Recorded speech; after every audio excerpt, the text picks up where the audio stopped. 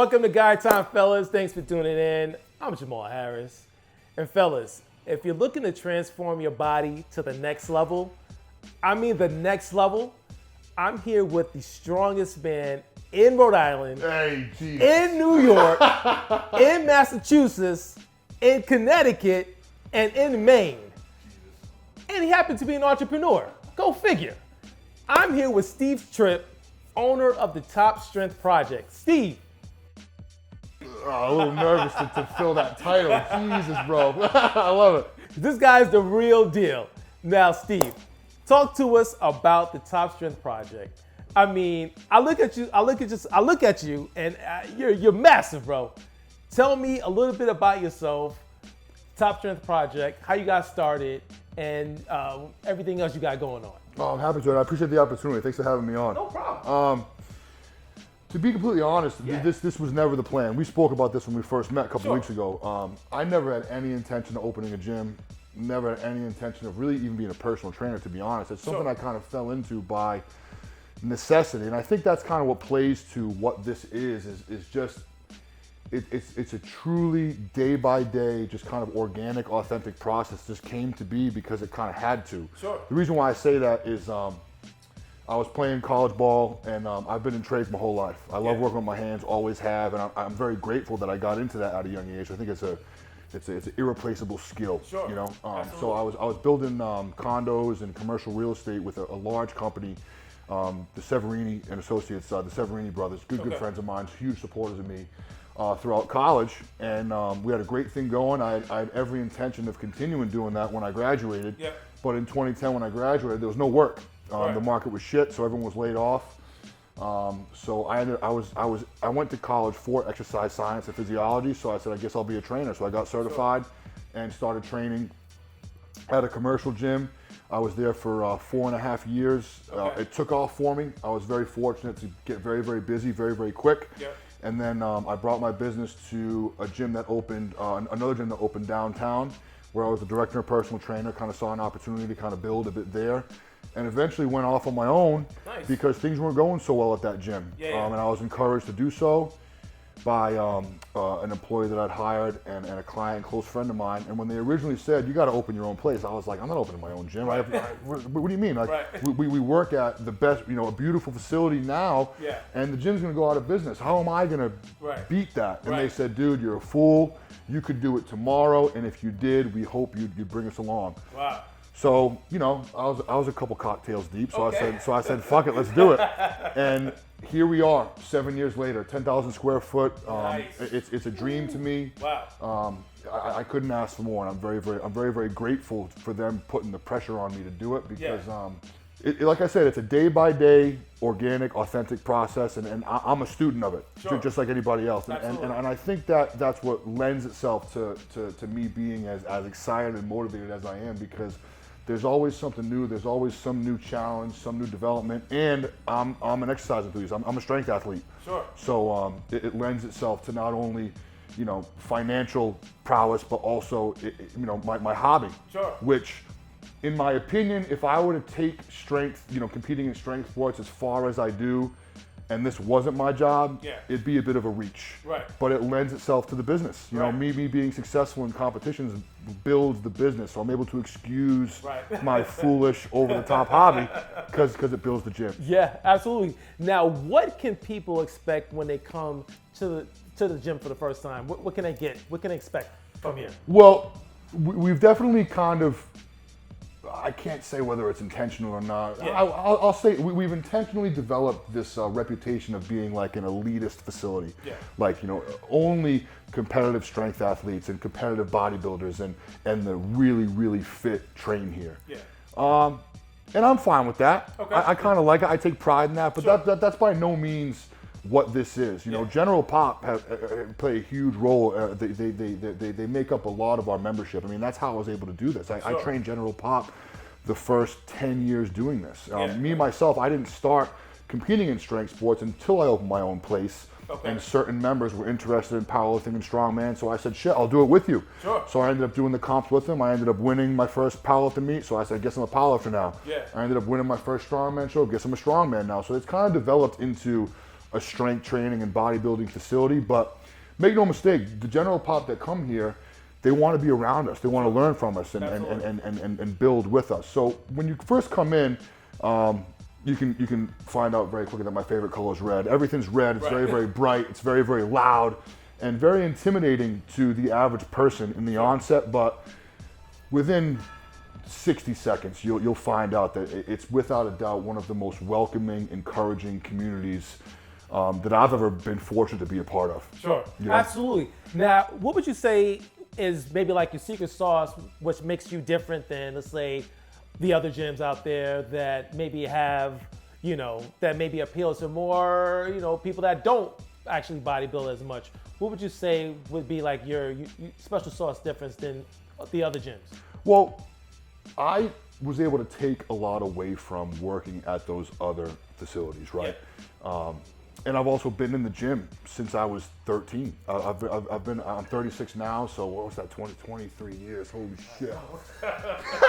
But I've been doing this, I got a lot of seat time. I got a lot of time in the cockpit when it comes to lifting weights and being in gyms and different gyms. So I take a lot of pride in the fact, or at least my opinion, that this is the best place to train because I've been to many other facilities. I've been to every gym in the area, and I travel a lot, and I'm fortunate enough to frequent other gyms in other areas. And I was able to build this place and lay it out as far as the equipment, the layout, and how everything works to create a space that is the best place to train at, but also be a trainer at. Sure.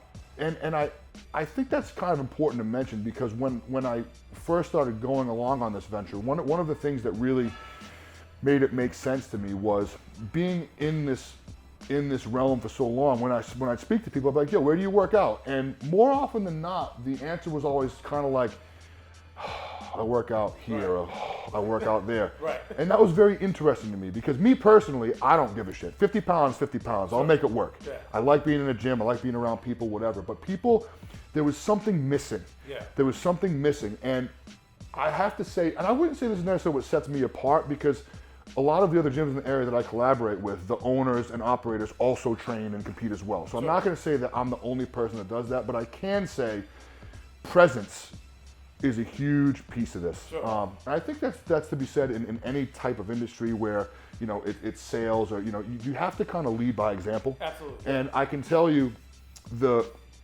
first commercial place I worked at,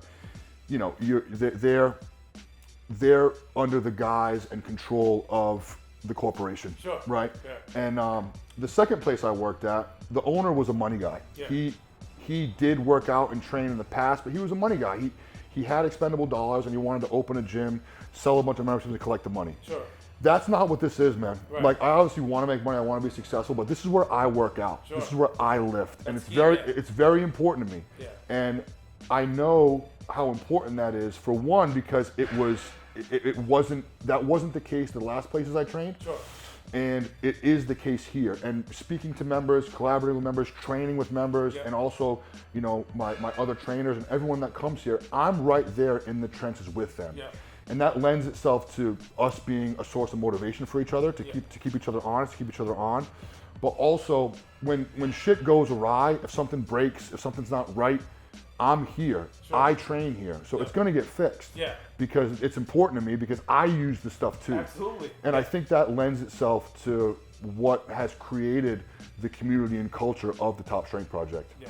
Additionally, I'm fortunate to be the state rep for the USS, which is a strongman federation. The other strongman federation, I'm close friends with him, Corey. Okay. So we hold all the state shows here. So if you're a strongman in the area, if you haven't already competed here, you will, because we hold all the shows. Yeah. I also hold anywhere from 4 to 6 sanctioned powerlifting meets through the USPA and USAPL. So I'm very fortunate to hold the majority of the powerlifting competitions here. Nice. So if you are in the strength game, you've probably been here or will be in the future because we're fortunate to hold a lot of the events, and I take a lot of pride in this being the best place to compete because I have all the tools necessary, I have all the equipment, and the community, the culture, the atmosphere, every competition that I have here, the members, my staff, if they're not competing in it, they're here to watch or they're here to help. Oh, that's cool. And it's in those moments where, because like I said, I'm in the trenches, so I'm here all the time. I don't feel like the owner by any means. I feel like a part of the community. Sure. But it's in those moments at those shows when the place is packed, the energy, the atmosphere, people are doing things they never thought they were capable of, and they find a lot of success in training here. And it's in those moments where I sit back and I kind of pat myself on the back, and I'm like, this is fucking awesome. I'm doing the right thing. That's awesome. Yeah. That's awesome. So, okay, so they see your passion. They know you're committed here. If someone's watching and they say, you know what, Steve, all right, I'm committed here. What can I do to transform my body going into next year, maybe starting today? What would you say to those people that are looking to transform their body to the next level? Well, my answer to that probably isn't what they're expecting. Yeah. My answer more often than not is you already know the answer to that. You know what you're supposed to do. Yeah. You know what you're supposed to be eating. Yeah. You know you should be lifting weights. Sure. You know you should probably be doing some type of cardio. Yep. You know you should probably improve your sleep. You should improve habits. You should improve your lifestyle, right? We're only as successful as our habits and rituals. Sure. So basically, when someone comes here and wants to either become a member or hire myself, one of my trainers for our services, it's just basically organizing them and getting them to develop habits and rituals that lead to success. Sure. And also just getting them excited about lifting weights. Yeah. There's a lot of misinformation out there. You know, it's an industry. People want to make profits, and everyone's trying to sell this or sell that, sell all this new fluff, this brand new thing. I can tell you, it's all bullshit. Yep. It's the fundamentals. Yep. Barbell weightlifting, Yep. eating, eating Yep. nutrient-dense, single ingredient food. You obviously don't have to be a zealot about it, Yeah. but we want to see what you're doing now and make small improvements, sustainable improvements in your diet and nutrition, and get you excited about lifting weights.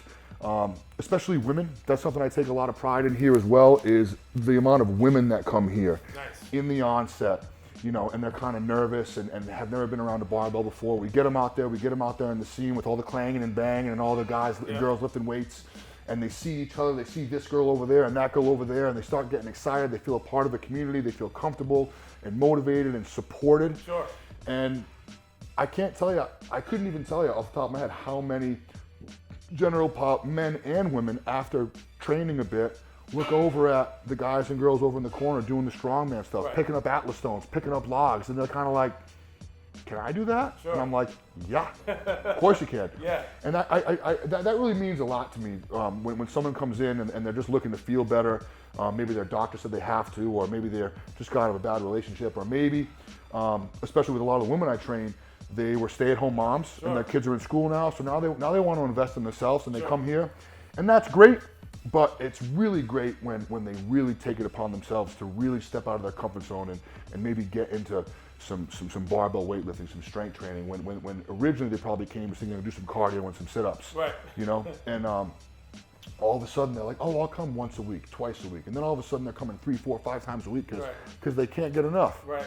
And what that does for me, and I'll speak upon myself and my staff, is that keeps us on too, right? Yeah. Because we owe it to them to show up. Yeah. Because I don't always feel like doing it too, Jamal, Right. if you know what I mean. Right. And that's why I always say when I receive these compliments and these words of appreciation from my members and my clients and my staff of, you know, thank you for this, thank you so much for that. I feel really, it's odd for me to be on the receiving end of those comments because I feel like I'm right beside them. Right. I lean on them just as much as they lean on me. It's a true collaborative, it's a true community, and I say that authentically. Yeah. And I benefited from it just as much, if not more, than the people I'm fortunate enough to share this space with. Nice. Now, just walk us a little bit to like your history, like growing up. I'm just so fascinated, you know, about the awards you won, what you've done, you know, as far as strength training. Was this, I mean, were you like picked on as a kid? Were you like a skinny kid? Were you kind of overlooked? Where did that passion come from? Because I feel, sitting next to you, I feel the passion. Like, how did you get into that?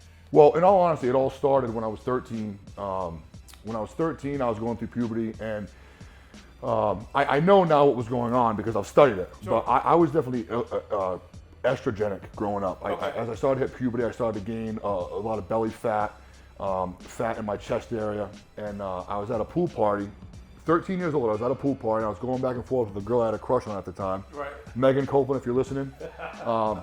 And we dated in the 6th and 7th grade, whatever you want to call that. Right. We basically stayed on the phone until 3 in the morning before school. But we were close friends, and we're still, we were always friendly. And just at that pool party, I distinctly remember getting ready for the pool party. I was in the bathroom in the mirror, and I was putting my bathing suit on, and I was a kid. Like, you don't really know exactly how you're supposed to look or whatever. Right. But I distinctly remember at that point in my life, I was kind of like putting my bathing suit on, and I was kind of like trying to tuck my gut into it, and my chest just didn't look good, and I'm like, I don't feel right. Yeah. And I went to the pool party. We were having some fun with a bunch of friends, and me and Meg were going back and forth, and I called her like bubble butt or something that a 13-year-old boy would say, and she was like, yeah, whatever, titty boy.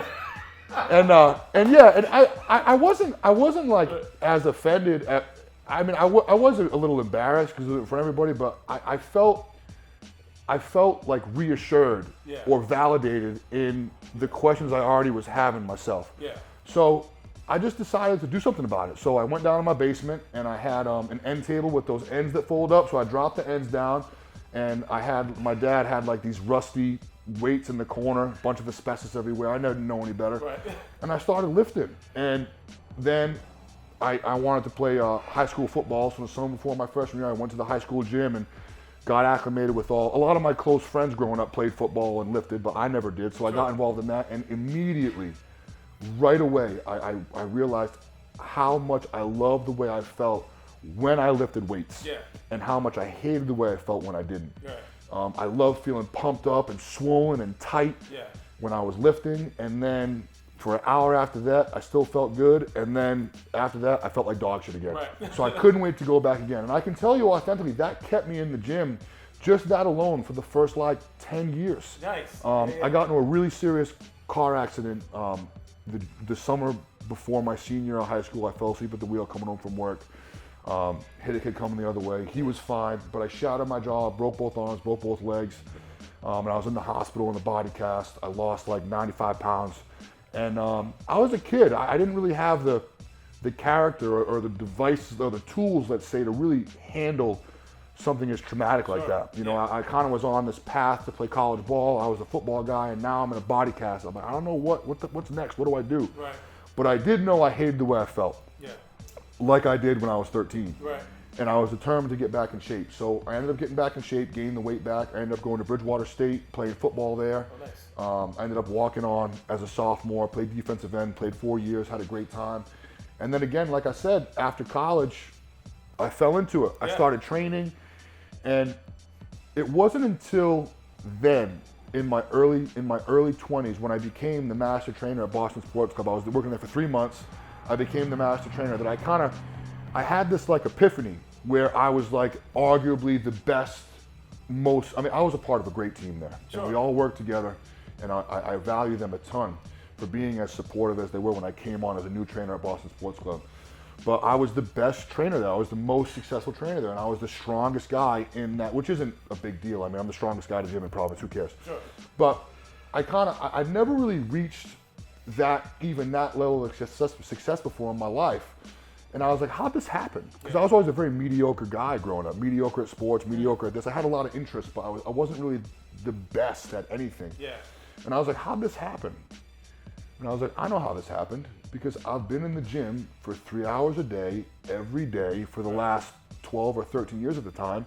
And I just did the work, and now I'm reaping the benefits. So that was a huge moment for me. And I wish I had that moment 5 or 10 years prior, because I really started taking myself seriously, and most of all, taking responsibility for my shit. Sure. You know what I mean? Like, what am I not doing? Right. What could I do better?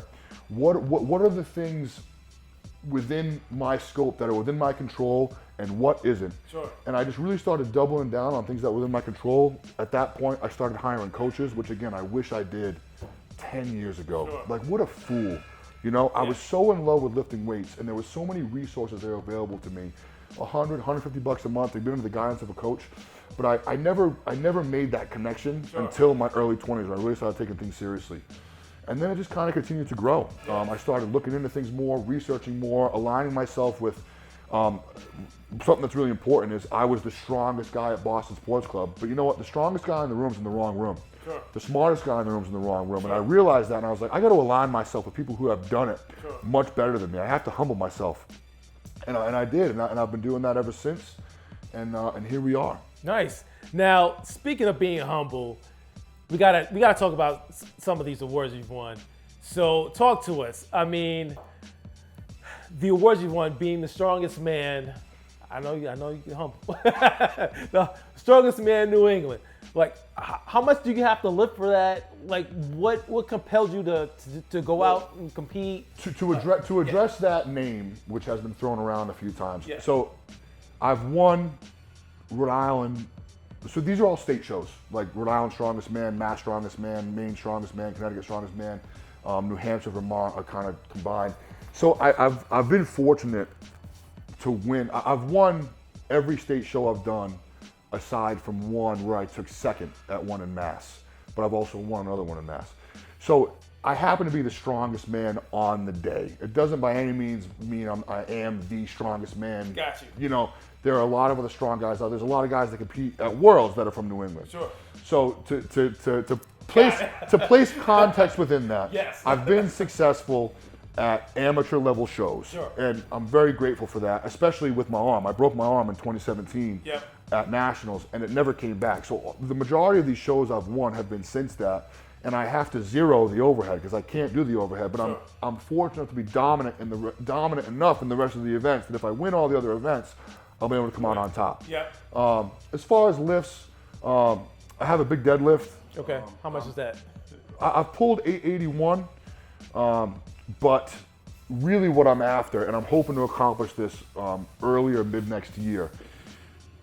If I'm able to pull 900 in competition at 275, so I compete in 275 class. Yeah. If I'm able to pull 900 in a powerlifting meet, I don't think there hasn't been a lot of guys that have done that conventional in the 275 class. I think 6 or 7 maybe in the history of the world have pulled 900 pounds conventional in the 275 weight class. So that would be, I wouldn't even know how to manage that. Like I'm just Steve Tripp from Dayton, you know what I mean? I'm just some guy. So if I'm able to pull 900 and be within the conversation of, let's say, 10 guys in history to do it, that's what I'm after. I can squat close to 8.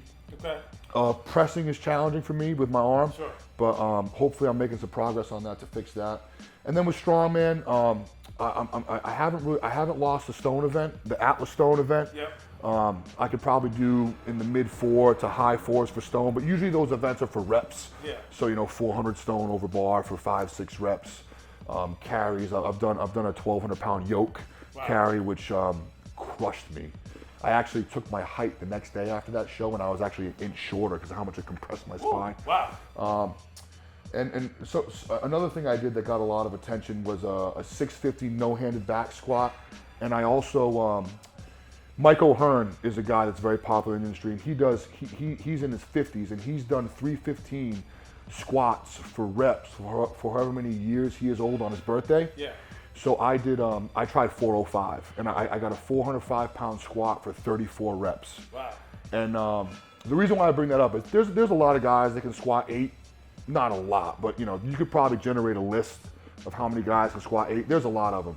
I don't know how many guys can take 405 to the bucket for 30 plus reps. Wow. I'm not sure how many guys can do that. So I think that's something that sets me apart. Is not only my strength, but I can suffer. I can be uncomfortable. Sure. And hold on to it longer than most guys, I think, my size. Yeah. Yeah. So, fellas, if you're looking to transform your body, can I say the next level? Sure. If they're looking to transform their body to the next level, give you a call. Yeah, as far as yeah. that goes, it's a matter of resources. And you can take it as far as you want. And I can tell you from my own experience anecdotally, a lot of people come in here and say they want X. Yeah. And that X grows quite a bit. Yeah. Once they're in here, they're around us, the facility, the members, the community, the events. I think people come in here looking for a certain thing, and it doesn't take long for them to realize they were lowballing themselves, and they can take it a lot further. Absolutely. And By no means do you have to do that. But Absolutely. what I can confidently say is if you're looking to improve your life, your strength, your physique, we have all the resources available here to do that, regardless of where you're coming from, regardless of the circumstances, your age, injury, whatever it is. I've had all the injuries. Sure. I collaborate with, I have a lot of great resources in the area, physical therapists, chiro, massage therapists. So if you're looking to get somewhere for real and stop allowing yourself to bullshit yourself and to make excuses, if you really want to find solutions and create direction, I can confidently say this is the best place to do it. Yes. Fellas, come by here, see Steve as soon as you can, and make 2024 your strongest year ever. Oh, let's go. No pressure. I'll be here. Count on it. Yeah, count on it. He'll be here for sure. We'll be right back after this. Guy time.